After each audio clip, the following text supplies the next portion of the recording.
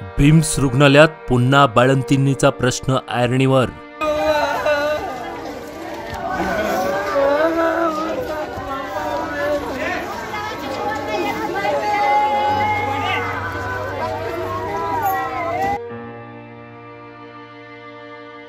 महिनाभरातील ही चौथी घटना।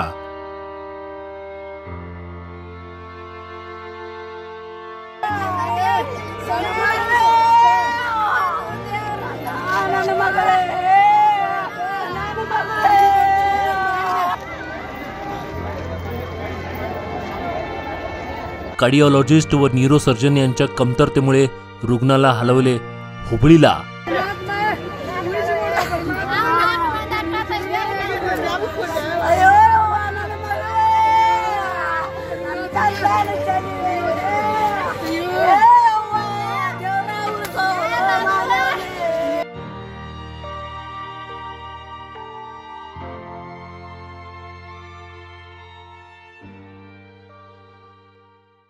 बेळगावच्या जिल्हा रुग्णालयात प्रसूतीसाठी दाखल झालेल्या एका गर्भवतीच्या प्रकृतीत गंभीर बिघाड झाला आहे।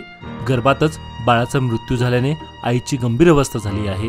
पुढील उपचारासाठी हुबळी येथील किम्स रुग्णालयात तिला हलवण्यात आले, पण स्थानिक रुग्णालयामध्ये उपचार मिळावेत आणि रुग्णांचे प्राण वाचावेत अशी मागणी कुटुंबाकडून व्यक्त करण्यात आली।